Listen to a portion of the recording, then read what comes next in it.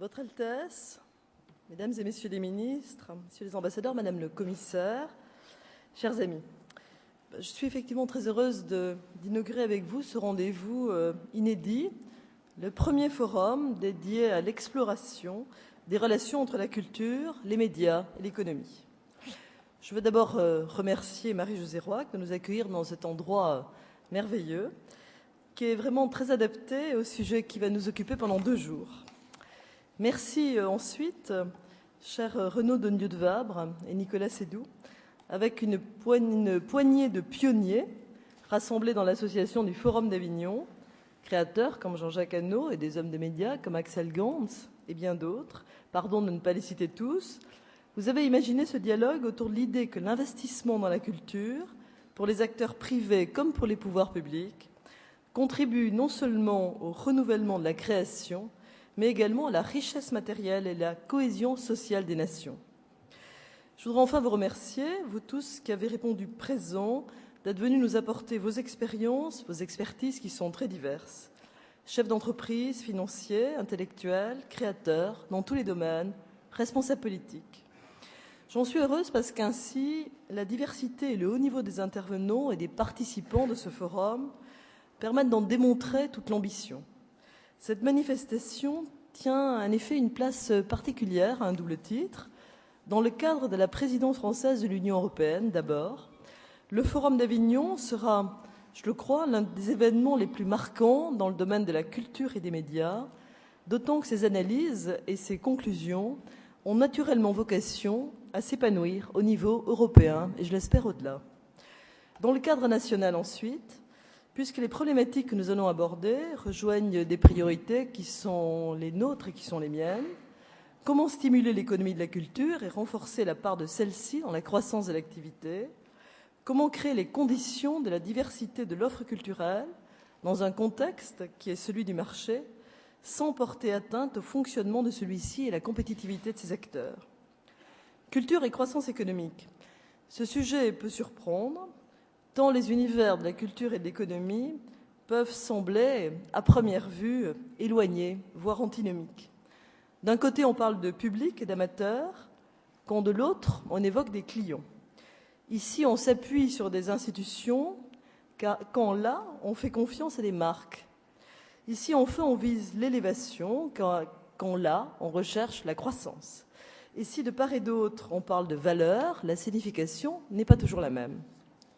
D'où 2 caricatures tenaces, même si elles commencent quand même à s'effriter, qui font régulièrement l'objet d'une abondante littérature, entre d'un côté les partisans de la libéralisation, entre guillemets, de la culture, et de l'autre, les défenseurs de la liberté de créer, qui ne serait garantie que par l'intervention de l'État. Les premiers dénoncent une culture officielle, une vie artistique maintenue sous respiration artificielle, à grand renfort de subventions publiques, un secteur budgétivore, incapable de créer des richesses propres. Et les seconds fustigent la logique de marché qui sacrifie l'audace et le génie créateur sur l'autel du marketing. La méfiance est de règle envers le monde économique, jetant au passage au soupçon que ces industries culturelles, qui naviguent depuis longtemps entre 2 écueils, à la fois soutenues à certains égards, mais obligées, comme toute entreprise, de faire des bénéfices pour survivre. On voit bien aujourd'hui le danger et même l'absurdité de ce soupçon, alors que les industries de la musique, du cinéma et peut-être bientôt du livre souffrent, voire s'écroulent. Je pense à la musique à cause du piratage des œuvres sur Internet. Certains applaudissent dès demain, ravis de voir les artistes enfin libérés d'investisseurs ou de diffuseurs vampires, obsédés par leur rentabilité et fondant celle-ci sur l'exploitation des créateurs. Alors il est vrai que l'essence de la culture et les spécificités des biens et des services culturels constituent à bien des égards un défi aux lois traditionnelles du marché. Pour jouer Tartuffe, en 1664, il fallait 2 heures et 12 acteurs, et il faut toujours 2 heures et 12 acteurs en 2008. C'est dire qu'il y a 0 gain de productivité, en plus de 3 siècles. Aucune garantie de rentabilité non plus, puisque le risque est le cœur même de toute production artistique. Et il n'y a en la matière jamais aucune certitude, aucune recette, aucune clé de succès. Et tout le monde connaît l'histoire d'André Gide qui refusa d'éditer du côté de chez Swann. Pire, il n'existe pas réellement de demande préexistante, du moins pas au sens où on l'entend habituellement, celui d'un besoin clairement identifié, quantifiable, analysable. Comment un investisseur, dans ces conditions, peut-il être assez fou pour miser sur un produit par essence risqué qui ne correspond à aucun besoin caractéristique et caractérisable? Et pourtant, les activités culturelles au sens large représentent aujourd'hui plus de 2,6% du PIB de l'Union européenne et un chiffre d'affaires de plus de 650 milliards d'euros. L'Europe est même une exportatrice nette de biens et de services culturels, puisqu'en 2006, la balance du commerce extérieur de l'Union avec le reste du monde était dans ce domaine excédentaire de 3 milliards d'euros. Près de 5 millions de personnes travaillent dans le secteur culturel en Europe, ce qui représente 2,4% de l'emploi total. Pour la France, ce sont près de 500 000 personnes qui sont concernées. Et encore, ces chiffres ne mesurent-ils que la contribution directe de la culture à la croissance. Ils ignorent les retombées économiques indirectes et pourtant substantielles qui découlent par exemple d'un festival tel que celui d'Avignon sur les échanges locaux, mais également sur l'image de la ville à l'international et son attractivité touristique. Nous avons sous les yeux des exemples frappants de villes où la culture a dynamisé l'économie, métamorphosé un paysage. Ainsi le musée Guggenheim de Bilbao, l'Opéra de Sydney et toute l'opération à Abu Dhabi avec évidemment le Louvre, mais également bien d'autres institutions qui vont transformer complètement le visage des Émirats. Et pourquoi pas, demain, le MUSEM à Marseille. Qu'est-ce que cela signifie et quelles leçons tirer? Tout d'abord que la culture est aujourd'hui un secteur très important de notre économie, particulièrement dynamique aussi, et donc un secteur d'avenir. Mais surtout que ce sont les spécificités propres à la culture qui font la force et la vitalité de ce secteur. Et que le but n'est donc pas, pour les pouvoirs publics, de faire en sorte que les créateurs soient contraints de s'adapter servilement aux règles de l'économie. Car en tuant la diversité culturelle, on remet en cause la source même de la création et à terme la pérennité des filières économiques concernées. Le but, c'est au contraire de faire jouer les forces de l'économie, la puissance des grandes entreprises, mais également des réseaux d'innombrables PME, à l'avantage des artistes et des amateurs de films, de musique, de livres, de peinture, etc. Pour cela, il faut connaître intimement les acteurs de la création, ceux de l'économie, leur logique propre et leurs besoins respectifs, afin de mettre en place un cadre qui facilite le rapport à la fois coopératif et équitable. Tel est le but de ce colloque. Dépasser les caricatures, les a priori, se rencontrer, échanger, réfléchir ensemble à des solutions concrètes pour soutenir des secteurs qui doivent aujourd'hui relever des défis immenses et inédits. Et ces défis sont encore plus difficiles à relever dans le contexte de crise financière internationale. Celle-ci pose en effet, dans des termes d'une acuité sans précédent, la question de l'accès au crédit et au marché des entreprises, des industries culturelles, et nous savons qu'elles sont, dans une immense majorité, des petites et moyennes entreprises. La rencontre des mondes de la culture et de l'économie me paraît donc plus nécessaire et aussi plus urgente que jamais. Alors oui, pendant 2 jours, nous allons parler culture et crédit, modèles économiques, profit, marché, concurrence. Et oui, il ressortira de ces discussions que la culture est un facteur de croissance et d'emploi. Et même si cela n'est pas son but premier, c'est une conséquence bien réelle.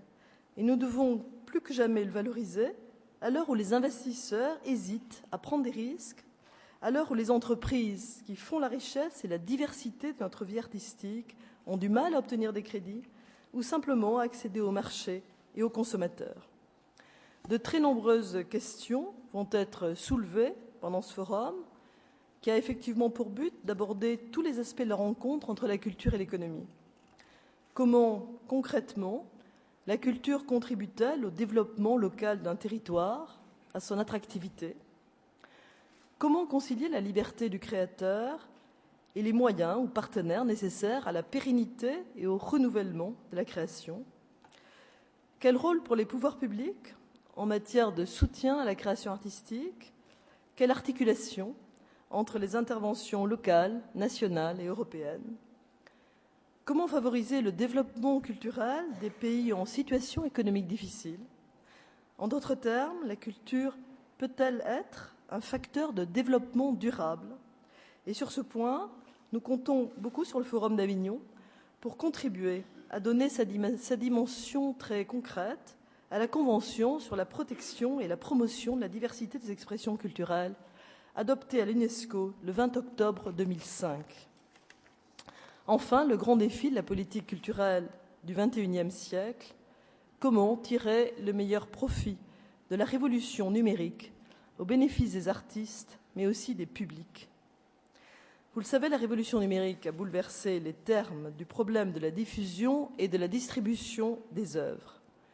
Certes, elle constitue une chance historique pour l'accès de tous à la culture, en permettant une circulation accélérée des produits de la création. Mais elle menace également de tarir la source même de cette création, en offrant des moyens techniques inédits de contourner les droits des artistes et des entreprises qui les soutiennent. Dans tous les pays européens, il y a urgence à retrouver ou à inventer de nouveaux équilibres. Aucun acteur pris isolément, qu'il appartienne au monde de la culture ou à celui de l'Internet, ne détient la solution globale. Et je dirais même qu'aucun pays pris isolément ne la détient, puisque Internet ne connaît pas de frontières. D'où la nécessité de réfléchir ensemble à la façon d'aider nos industries culturelles et de réseau à s'adapter à cette nouvelle donne, à trouver des solutions adéquates qui respectent les intérêts de tous les acteurs.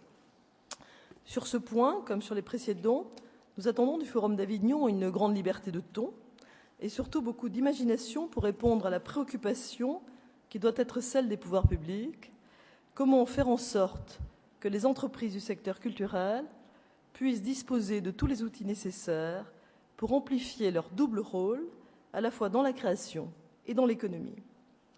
Depuis maintenant plusieurs mois, nous tentons de développer, notamment en France, une action cohérente, notamment pour créer les conditions de développement des industries culturelles par le recyclage des aides, par les initiatives pour accroître le mécénat, par tout ce qui est crédit d'impôt, mesures fiscales. C'était par exemple le plan livre, le plan pour le marché de l'art, le recentrage des aides vers le cinéma indépendant, le plan en effet en direction de la musique, qui compte, on le sait pas assez, 98% en réalité de petites entreprises.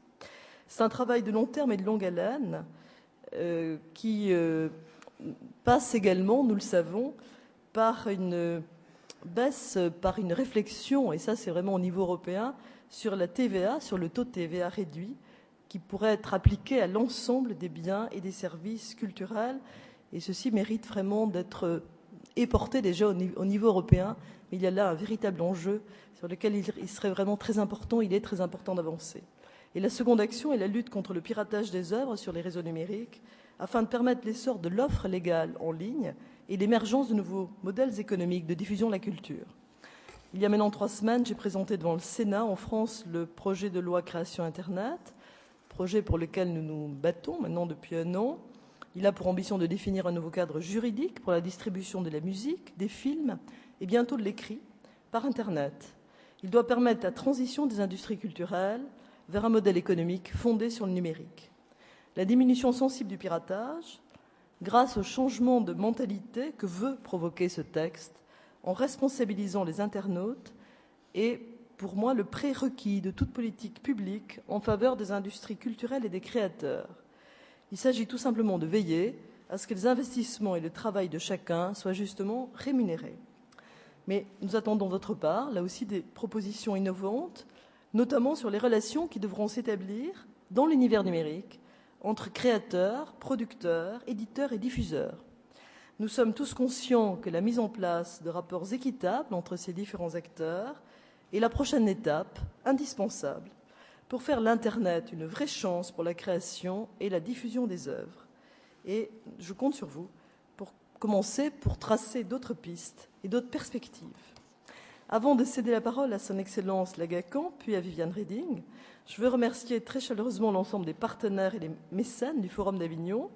Je pense en premier lieu à son partenaire officiel Vivendi, mais également à Air France, la Caisse des dépôts, Bertelsmann, Ernst & Young, Neuflize Aubisset, Arcurial, la SACEM, la FNAC, le Figaro et la SNCF. Leur engagement et leur diversité constituent la meilleure preuve de l'intérêt et de la nécessité de cette initiative. Je remercie enfin tous les participants et les animateurs des séances plénières et des tables rondes, Louis Schweitzer, Jean-Jacques Hano, Emmanuel Chin, David Kessler, Guillaume Serrouti, Jean Musitelli, Pascal Regard, Alain Cook, Bernard Millet, Jacques Seguela. Chers amis, j'espère vous avoir convaincu, mais je crois que vous l'êtes largement, que le Forum d'Avignon ne doit pas être une réunion parmi tant d'autres. Il suffit de parcourir la liste des personnalités présentes pour voir que ce forum est déjà un événement en lui-même. Mais je souhaite, et nous souhaitons tous, qu'il soit un point de départ, une première pierre pour la construction d'une vision renouvelée et ambitieuse de la culture et de sa contribution à la richesse de l'Europe dans tous les sens du terme. Je cède à présent la parole à son Excellence Lagacan, qui nous a fait le grand honneur de répondre à notre invitation aujourd'hui. Merci beaucoup.